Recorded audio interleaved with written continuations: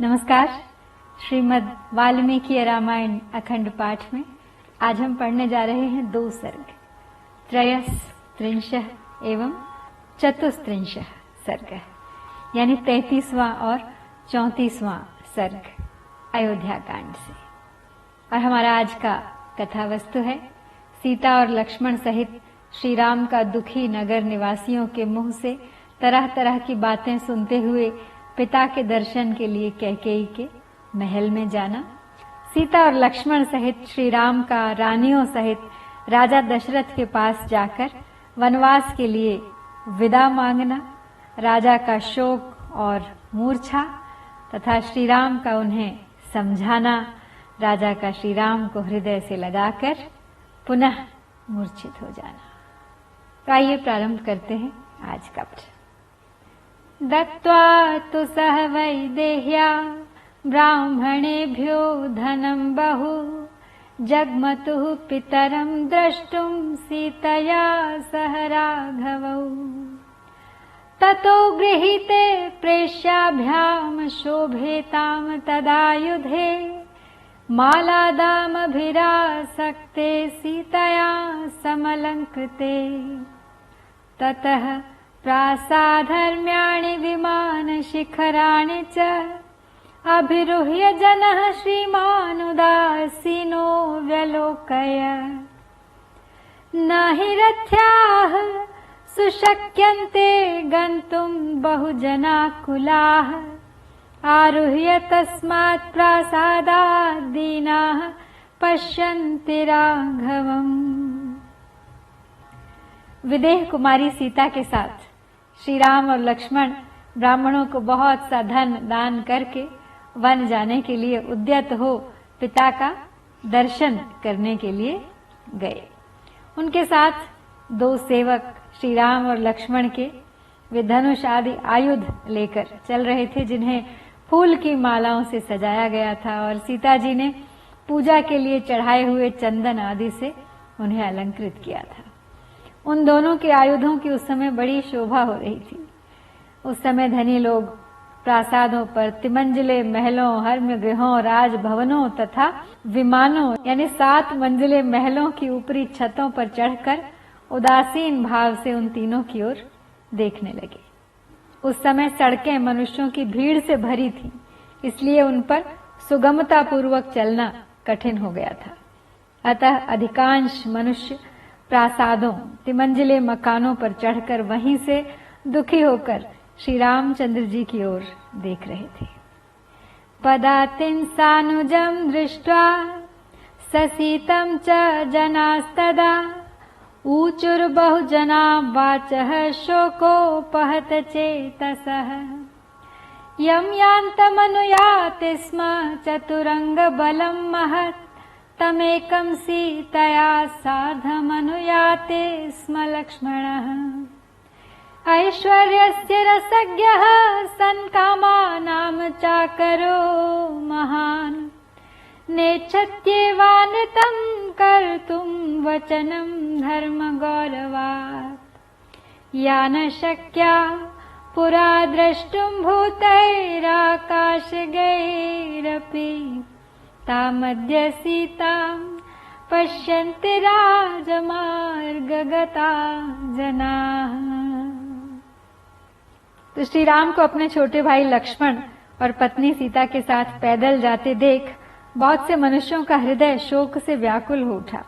वे खेद पूर्वक कहने लगे, हाय, यात्रा के समय जिनके पीछे विशाल चतुरंगिणी सेना चलती थी, वे ही श्री राम आज अकेले जा रहे हैं और उनके पीछे सीता के साथ लक्ष्मण चल रहे हैं, जो ऐश्वर्य के सुख का अनुभव करने वाले तथा भोग्य वस्तुओं के महान भंडार थे, जहां सबकी कामनाएं पूर्ण होती थी। वे ही श्री राम आज धर्म का गौरव रखने के लिए पिता की बात झूठी करना नहीं चाहते हैं। ओह, पहले जिसे आकाश में विचरने वाले प्राणी भी नहीं देख पाते थे, उसी सीता को इस समय सड़कों पर खड़े हुए लोग देख रहे हैं।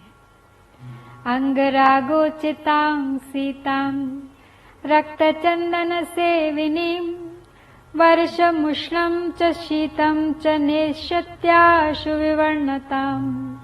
अद्य नूनं दशरथः सत्त्वमाविश्य भाषते, न हि राजा प्रियं पुत्रं विवासयितुमर्हति।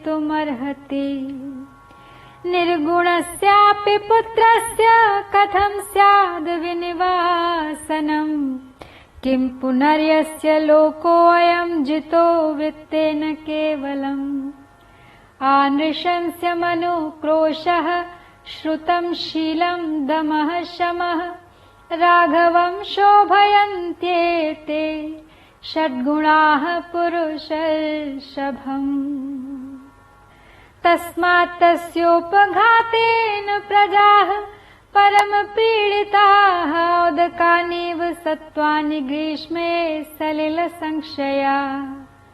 पीडया पीडितं सर्वं जगदस्य जगत्पतेः, मूलस्यैवोपघातेन वृक्षः पुष्पफलोपगः। बहुत दुखी होकर राम, सीता और लक्ष्मण को सड़क पर चलते हुए महल की ओर जाते हुए देख रहे हैं अयोध्यावासी। कह रहे हैं कि सीता अंगराग सेवन के योग्य हैं, लाल चंदन का सेवन करने वाली हैं। अब वर्षा, गर्मी और सर्दी शीघ्र ही इनके अंगों की कांति फीकी कर देगी। निश्चय ही आज राजा दशरथ किसी पिशाच के आवेश में पड़कर अनुचित बात कह रहे हैं, क्योंकि अपनी स्वाभाविक स्थिति में रहने वाला कोई भी राजा अपने प्यारे पुत्र को घर से नहीं निकाल सकता। पुत्र यदि गुणहीन हो तो भी उसे घर से निकाल देने का साहस कैसे हो सकता है? फिर जिसके केवल चरित्र से ही यह सारा संसार वशीभूत हो जाता है, उसको वनवास देने की तो बात ही कैसे की जा सकती है? क्रूरता का अभाव, दया, विद्या, शील, दम, इंद्रिय संयम और शम, मनोनिग्रह, ये 6 गुण नरश्रेष्ठ श्री राम को सदा ही सुशोभित करते हैं। अतः इनके ऊपर आघात करने, इनके राज्याभिषेक में विघ्न डालने से प्रजा को उसी तरह महान क्लेश पहुंचा है जैसे गर्मी में जलाशय का पानी सूख जाने से उसके भीतर रहने वाले जीव तड़पने लगते हैं। इन जगदीश्वर श्री राम की व्यथा से संपूर्ण जगत व्यथित हो उठा है, जैसे जड़ काट देने से पुष्प और फल सहित सारा वृक्ष सूख जाता है। मूलमहेश मनुष्याणाम धर्म सारो महाद्युतिः, पुष्पं फलं च पत्रं च शाखाश्चास्येतरे जनाः। ते लक्ष्मणैव क्षिप्रं सपत्न्यः सह बान्धवाः, गच्छन्तमनुगच्छामो येन गच्छति राघवः। उद्यानानि परित्यज्य क्षेत्राणि च गृहाणि च, एक दुःख सुखाराममनुगच्छाम धार्मिकम्। समुद्धृतनिधानानि परिध्वस्ताजिराणि च, उपातधनधान्यानि हृतसाराणि सर्वशः। रजसाभ्यवकीर्णानि परित्यक्तानि दैवतैः, मूषकैः परिधावद्भिरुद्बिलैरावृतानि च। अपेतोदकधूमानि हीनसम्मार्जनानि च, प्रणष्टबलिकर्मेज्यामन्त्रहोम जपानि च। दुष्कालेन भग्नानि भिन्नभाजनवन्ति च, अस्मत्यक्तानि कैकेयी वेश्मानि प्रतिपद्यताम्।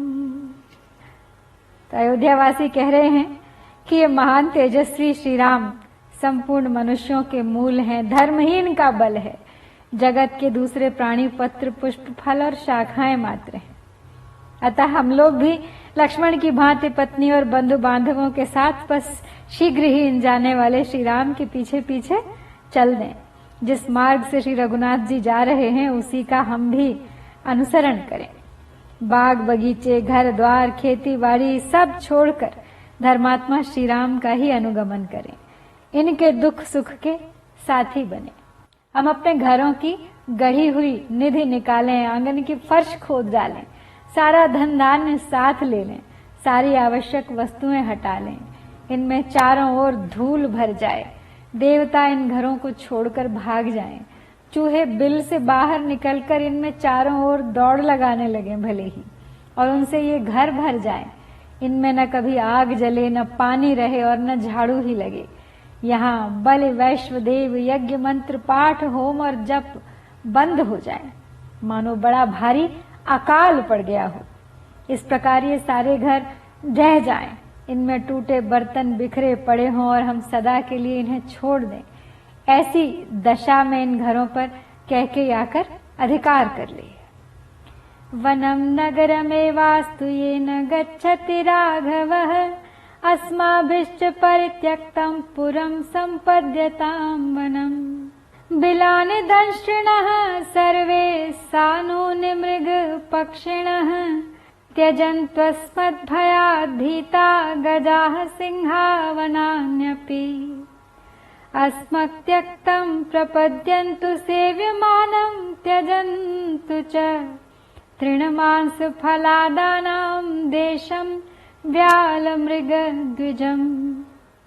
प्रपद्यतां हि कैकेयी सपुत्रा सह बान्धवैः, राघवेण वयं सर्वे वने वत्स्याम निर्वृताः।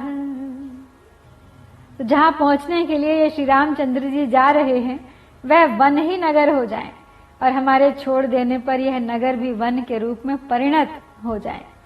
वन में हम लोगों के भय से सांप अपने बिल छोड़कर भाग जाएं, और पर्वत पर रहने वाले मृग और पक्षी उसके शिखरों को छोड़ दें, तथा हाथी और सिंह भी उन वनों को त्याग कर दूर चले जाएं। वे सर्प आदि उन स्थानों में चले जाएं जिन्हें हम लोगों ने छोड़ रखा है, और उन स्थानों को त्याग दें जिनका हम सेवन करते हैं। यह देश घास चरने वाले पशुओं, मांस भक्षी हिंसक जंतुओं और फल खाने वाले पक्षियों का निवास स्थान बन जाए। यहाँ सर्प, पशु और पक्षी रहने लगे। उस दशा में पुत्र और बंधु बांधवों सहित कैकेयी इसे अपने अधिकार में कर ले। हम सब लोग वन में श्री रघुनाथ जी के साथ बड़े आनंद से रहेंगे। इत्येवं विविधा वाचो नाना जन समीरिताः, शुश्राव राघवः श्रुत्वा न विचक्रे यस्य मानसम्। स तु वेश्म पुनर्मातुः कैलास शिखर प्रभम्, अभिचक्राम धर्मात्मा मत्त मातंग विक्रमः। विनीत वीर पुरुषं प्रविश्य तु नृपालयम्, ददर्शावस्थितं दीनं सुमन्त्रं विदूरतः।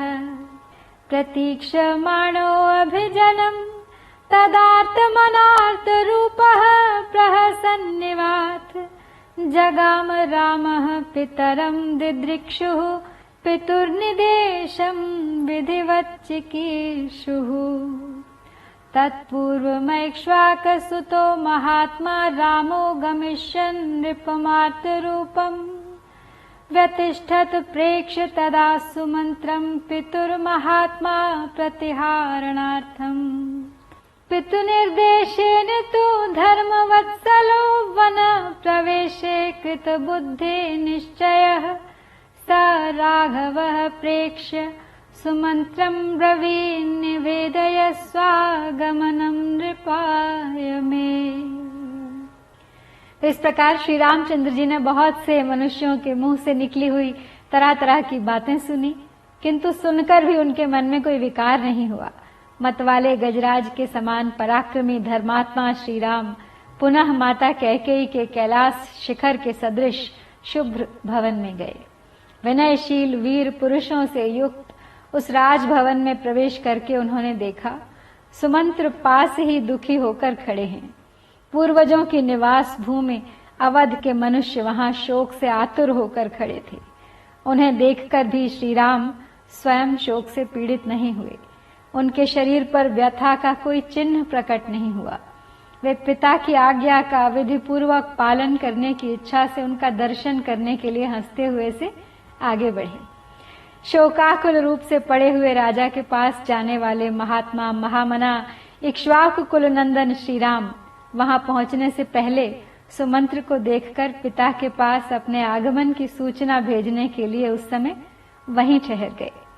पिता के आदेश से वन में प्रवेश करने का बुद्धिपूर्वक निश्चय करके आए हुए धर्म वत्सल श्री रामचंद्र जी सुमंत्र की ओर देखकर बोले, आप महाराज को मेरे आगमन की सूचना दे दें। इस प्रकार यहाँ 33वां सर्ग पूरा करके हम बढ़ते हैं आगे 34वें सर्ग की ओर। ततः कमलपत्राक्षः श्यामो निरुपमो महान् उवाच रामस्तं सूतं पितुराख्याहि मामिति। स राम प्रेषितः क्षिप्रं सन्तापकलुषेन्द्रियम् प्रविश्य नृपतिं सूतो निःश्वसन्तं ददर्शः। उपरक्तमिवादित्यं भस्मच्छन्नमिवानलम् तटाकमिव निस्तोयं पश्यत् जगदीपतिम्। आबोध्य च महाप्राज्ञः परमाकुलचेतनम् राममेवानुशोचन्तं सूतः प्राञ्जलिरब्रवीत्। जब कमल नयन श्याम सुंदर उपमा रहित महापुरुष श्री राम ने सूत सुमंत्र से कहा, आप पिताजी को मेरे आगमन की सूचना दे दीजिए। तब श्री राम की प्रेरणा से शीघ्र ही भीतर जाकर सारथी सुमंत्र ने राजा का दर्शन किया। उनकी सारी इंद्रियां संताप से कलुषित हो रही थीं। वे लंबी सांस खींच रहे थे। सुमंत्र ने देखा पृथ्वीपति महाराज दशरथ राहुग्रस्त सूर्य, राख से ढकी हुई आग तथा जल शून्य तालाब के समान श्रीहीन हो रहे हैं। उनका चित्त अत्यंत व्याकुल है और वे श्री राम का ही चिंतन कर रहे हैं। तब महाप्राज्ञ सूत ने महाराज को संबोधित करके हाथ जोड़कर कहा, तम वर्धयित्वा राजानम पूर्वं सूतो जयाशिषा भय विक्लवया वाचा मंदया श्लक्षणया ब्रवीत्। अयं स पुरुष व्याघ्रो द्वारे तिष्ठति ते सुतः ब्राह्मणेभ्यो धनं दत्त्वा सर्वं चैवोपजीविनाम्। स त्वां पश्यन्तु भद्रं ते रामः सत्यपराक्रमः सर्वान् सुहृदा पृच्छ्य त्वां ह्रीदानीं दिदृक्षते। गमिष्यति महारण्यं तं पश्य जगतीपते वृतं राजगुणैः सर्वैरादित्यमिव रश्मिभिः। अब पहले तो सूत सुमंत्र ने विजय सूचक आशीर्वाद देते हुए महाराज की अभ्युदय कामना की। फिर भय से व्याकुल मंद मधुर वाणी द्वारा कहा कि हे पृथ्वीनाथ, आपके पुत्र ये सत्य पराक्रमी पुरुष सिंह श्री राम ब्राह्मणों तथा आश्रित सेवकों को अपना सारा धन देकर द्वार पर खड़े हैं। आपका कल्याण हो महाराज। ये अपने सब सुहृदों से मिलकर उनसे विदा लेकर इस समय आपका दर्शन करना चाहते हैं। आज्ञा हो तो यहाँ आकर आपका दर्शन करें। राजन, अब ये विशाल वन में चले जाएंगे, अतः किरणों से युक्त सूर्य की भांति समस्त राजोचित गुण से संपन्न इन श्री राम को आप भी जी भरकर देख लीजिए। स सत्यवाक्यो धर्मात्मा गांभीर्यात् सागरोपमः आकाशैव निष्पंको नरेन्द्रः प्रत्युवाच तम्। सुमन्त्रानय मे दाराण्ये केचिदिह मामकाः दारैः परिवृतः सर्वैः द्रष्टुमिच्छामि राघवम्। सोऽन्तःपुरमतीत्यैव श्रियस्तावाक्यमब्रवीत् आर्यो ह्वयति वो राजा गम्यतां तत्र मा चिरम्। एवमुक्ताः स्त्रियः सर्वाः सुमन्त्रेण नृपाज्ञया प्रचक्रमुस्तद्भवनं भर्तुराज्ञाय शासनम्। अर्धसप्तशतास्तत्र प्रमदास्ताम्रलोचनाः कौसल्याम परिवार्यात् शनैर्जग्मुर्धृत व्रताः। अब यह सुनकर समुद्र के समान गंभीर तथा आकाश की भांति निर्मल सत्यवादी धर्मात्मा महाराज दशरथ ने उन्हें उत्तर दिया, सुमंत्र, यहाँ जो कोई भी मेरी स्त्रियां हैं उन सबको बुलाओ, उन सब के साथ मैं श्री राम को देखना चाहता हूं। तब सुमंत्र ने बड़े वेग से अंतःपुर में जाकर सब स्त्रियों से कहा, देवियों, आप लोगों को महाराज बुला रहे हैं, अतः वहां शीघ्र चले।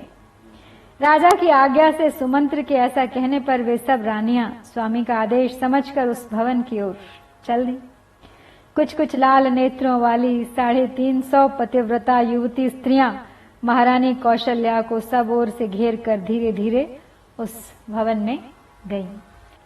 आगतेषु च दारेषु समवेक्ष महीपतिः उवाच राजा तं सूतं सुमन्त्रानय मे सुतं। ससूतो राममादाय लक्ष्मणं मैथिलीं तथा जगामाभिमुखस्तूर्णं सकाशं जगति पतेः। स राजा पुत्रमायान्तं दृष्ट्वा चारात् कृताञ्जलिम् उत्पपातासनात्तूर्णमार्तः स्त्रीजन संवृतः। सोऽभिदुद्राव वेगेन रामं दृष्ट्वा विषां पतिः। तम संप्राप्य दुःखार्तः पपात भुवि मूर्छितः। तम रामो अभ्यपतत् क्षिप्रं लक्ष्मणश्च महारथः। विसंज्ञमिव दुःखेन सशोकं नृपतिं तथा। तो राजा दशरथ की सब रानियों के आ जाने पर उन्हें देखकर पृथ्वीपति राजा दशरथ ने सूत से कहा, सुमंत्र, अब मेरे पुत्र को ले आओ। आज्ञा पाकर सुमंत्र गए और श्री राम, लक्ष्मण तथा सीता को साथ लेकर शीघ्र ही महाराज के पास लौट आए। महाराज दूर से ही अपने पुत्र को हाथ जोड़कर आते देख सहसा अपने आसन से उठ खड़े हुए। उस समय स्त्रियों से घिरे हुए वे नरेश शोक से आर्त हो रहे थे। श्री राम को देखते ही वे प्रजापालक महाराज बड़े वेग से उनकी ओर दौड़े, किंतु उनके पास पहुंचने के पहले ही वे दुख से व्याकुल होकर पृथ्वी पर गिर पड़े और मूर्छित हो गए। उस समय श्री राम और महारथी लक्ष्मण बड़ी तेजी से चलकर दुख के कारण अचेत से हुए शोकमग्न महाराज के पास जा पहुंचे। स्त्री सहस्र निनादश्च संजज्ञे राजवेश्मनि। हा हा रामेति सहसा भूषण ध्वनि मिश्रितः।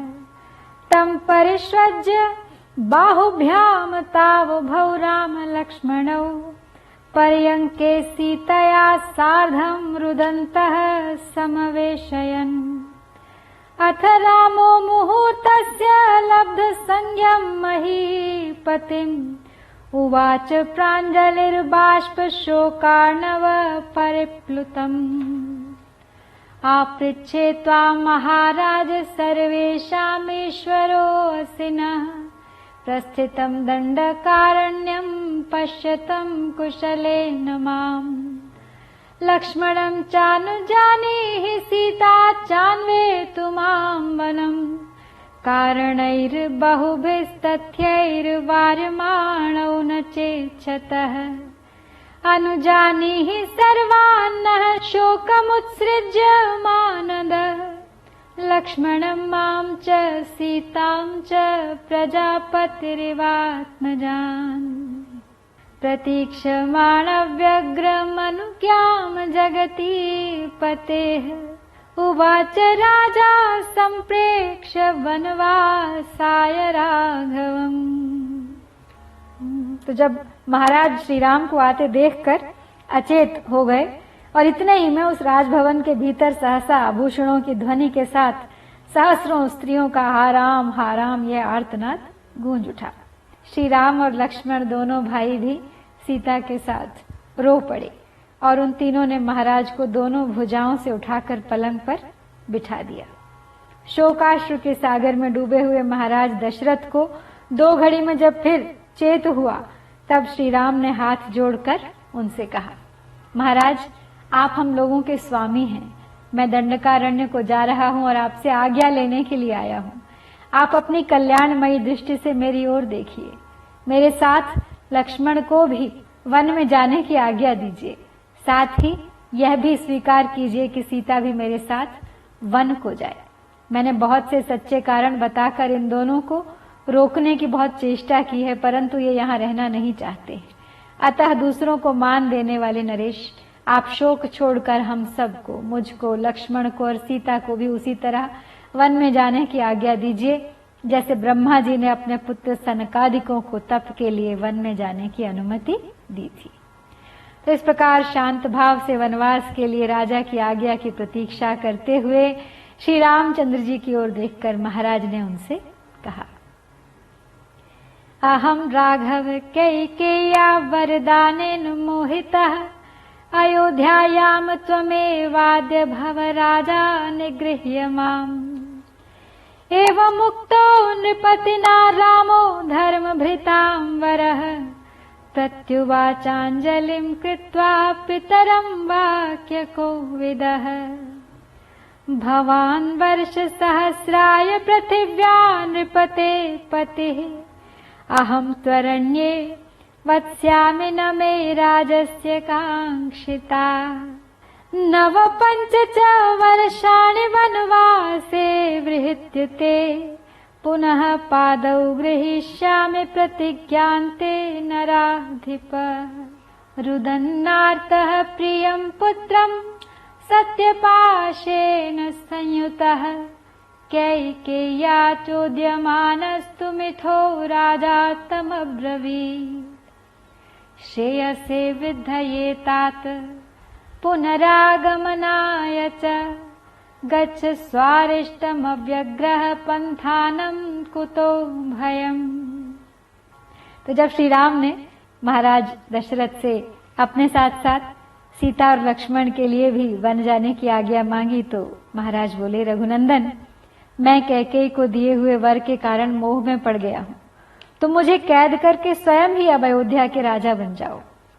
तो महाराज के ऐसा कहने पर वाक्य कोविद, धर्मात्माओं में श्रेष्ठ श्री राम ने दोनों हाथ जोड़कर पिता को इस प्रकार उत्तर दिया, महाराज, आप सहस्रों वर्षों तक इस पृथ्वी के अधिपति बने रहे।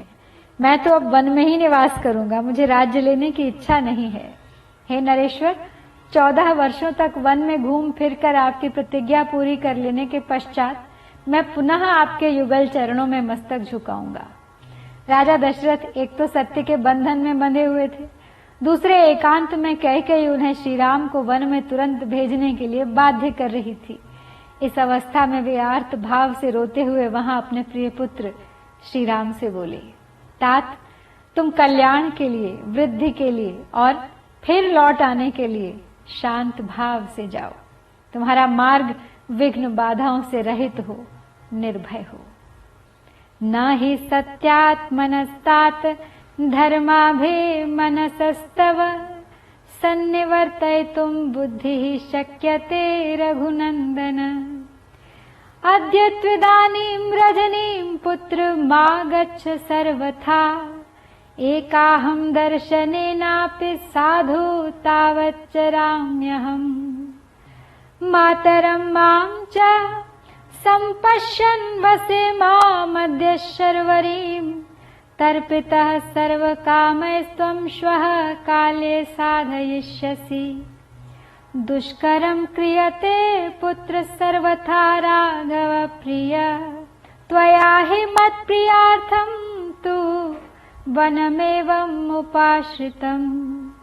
न चैतन्मे प्रियं पुत्र शपे सत्येन राघव छन्नया चलितस्त्वस्मै स्त्रिया भस्माग्निकल्पया। वञ्चनाया तु लब्धामेतां त्वं निस्तर्तुमिच्छसि अनया वृत्तसादिन्या कैकेय्या अभिप्रचोदितः। तो राजा दशरथ आगे कहते हैं, बेटा रघुनंदन, तुम सत्य स्वरूप और धर्मात्मा हो। तुम्हारे विचार को पलटना तो असंभव है, परंतु रात भर और रह जाओ। सिर्फ एक रात के लिए सर्वथा अपनी यात्रा रोक दो। केवल एक दिन भी तो तुम्हें देखने का सुख उठा लो। अपनी माता को और मुझको इस अवस्था में देखकर आज की इस रात में यहीं रह जाओ। मेरे द्वारा संपूर्ण अभिलषित वस्तुओं से तृप्त होकर कल प्रातःकाल यहां से जाना। मेरे प्रिय पुत्र श्री राम, तुम सर्वथा दुष्कर कार्य कर रहे हो। मेरा प्रिय करने के लिए ही तुमने इस प्रकार वन का आश्रय लिया है। परंतु बेटा रघुनंदन, मैं सत्य की शपथ खाकर कहता हूं कि यह मुझे प्रिय नहीं है। मुझे तुम्हारा वन में जाना अच्छा नहीं लगता। यह मेरी स्त्री कैकेयी राख में छिपी हुई आग के समान भयंकर है। इसने अपने क्रूर अभिप्राय को छिपा रखा था।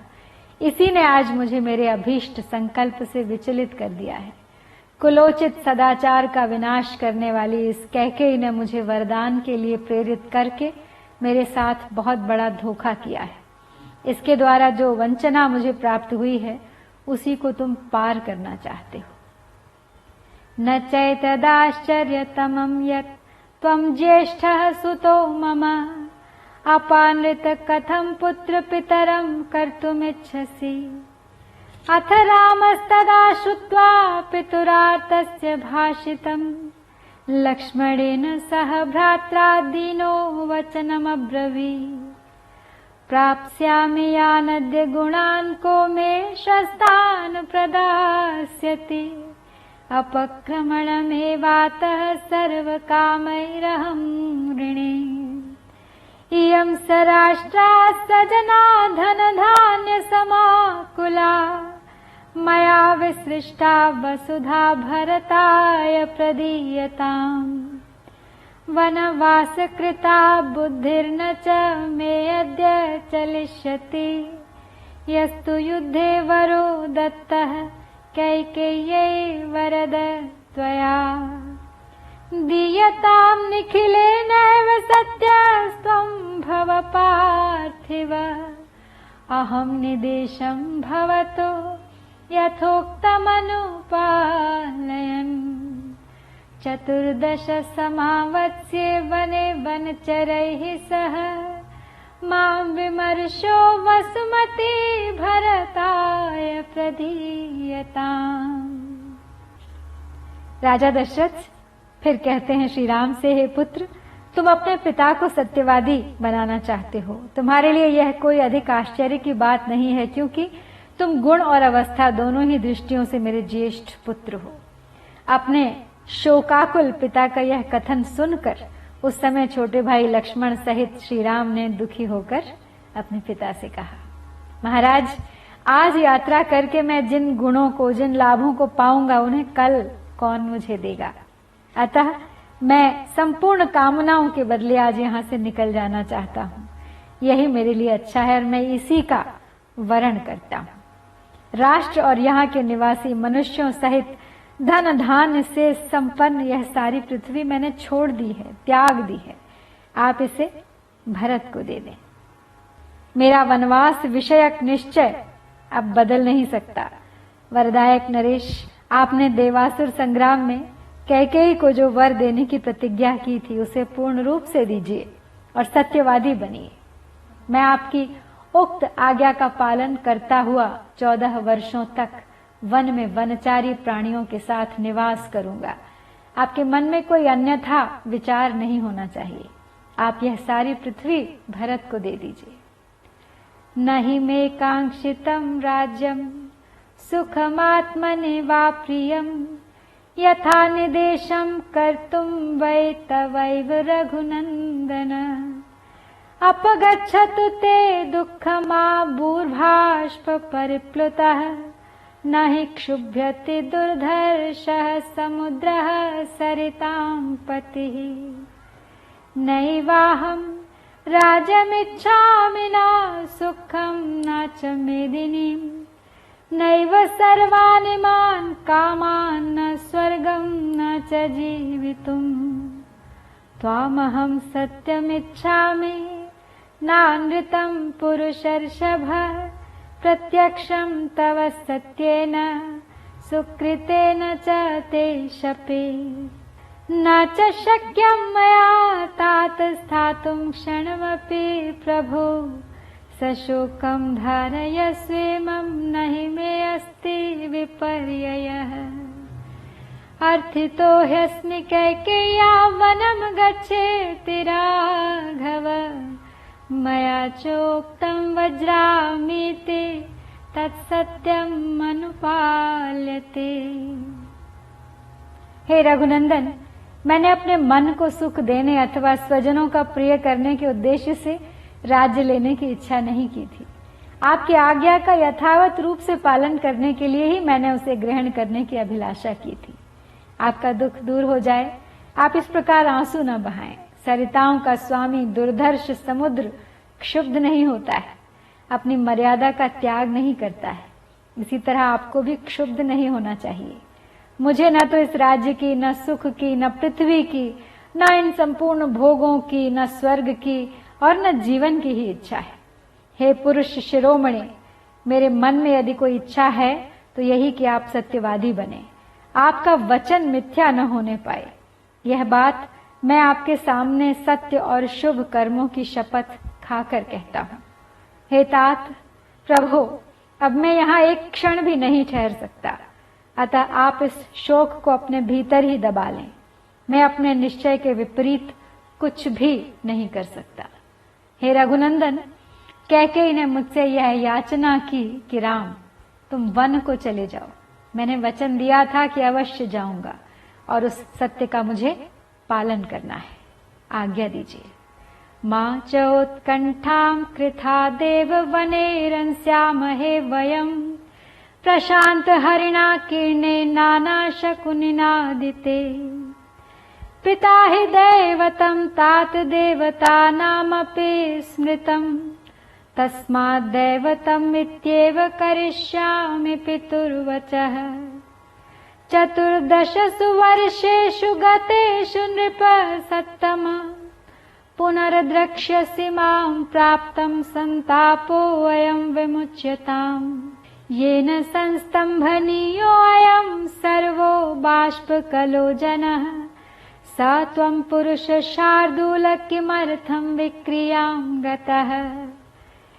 पुरं च राष्ट्रं च मही च केवला मया विसृष्टा भरताय दीयताम् अहं निदेशं भवतो अनुपालयन् वनं गमिष्यामि चिराय सेवितुम् मया विसृष्टां भरतो महीमिमां सशैलखण्डां सुपुरोपकाननां शिवासु सीमास्वनुशास्तु केवलं त्वया यदुक्तं नृपते तथास्तु तत्।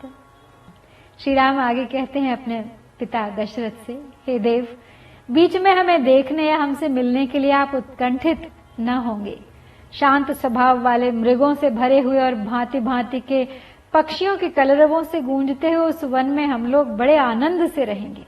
हे तात, पिता देवताओं के भी देवता माने गए हैं, अतः मैं देवता समझकर ही आपकी आज्ञा का पालन करूंगा। हे नृपश्रेष्ठ, अब यह संताप छोड़िए। 14 वर्ष बीत जाने पर आप फिर मुझे आया हुआ देखेंगे। हे पुरुष सिंह, यहाँ जितने लोग आंसू बहा रहे हैं, इन सब को धैर्य बंधाना आपका कर्तव्य है। फिर आप स्वयं ही इतने विकल कैसे हो रहे हैं? यह नगर, यह राज्य और यह सारी पृथ्वी मैंने छोड़ दी है।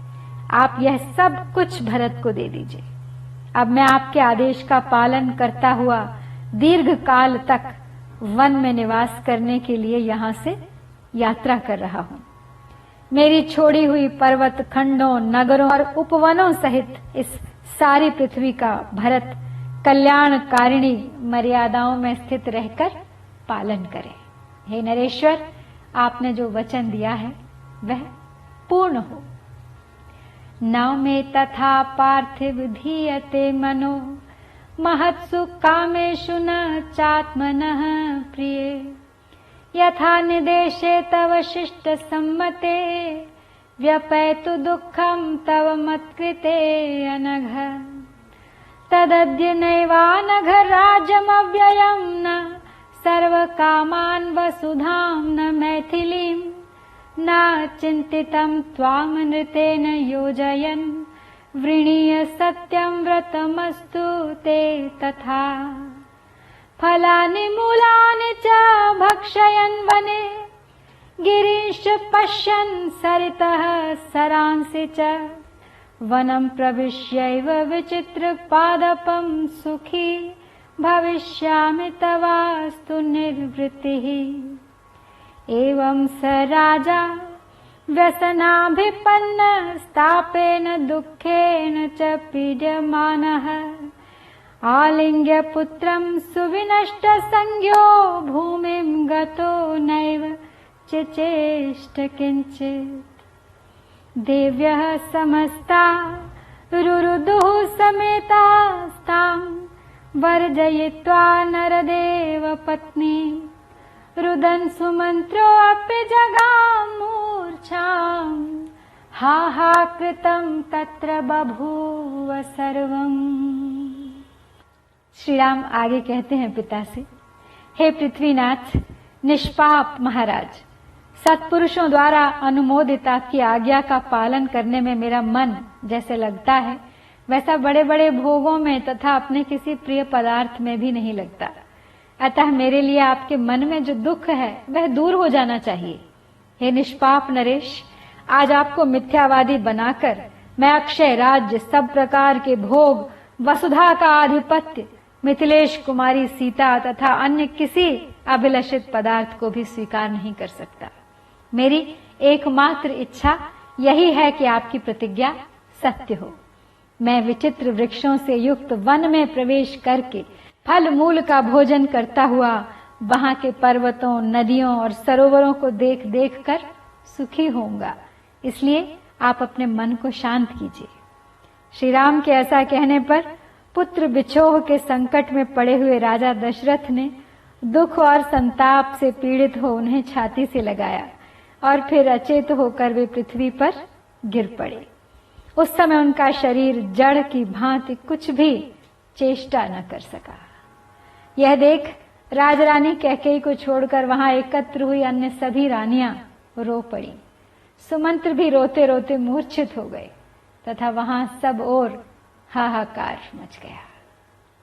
तो इस प्रकार यहाँ हमने 34वां सर्ग संपूर्ण किया।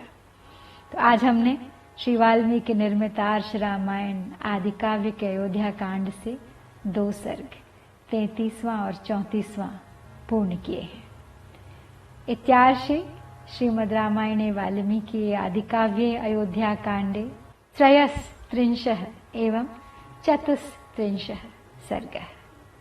ॐ श्री सीतारामचन्द्राभ्यां नमः।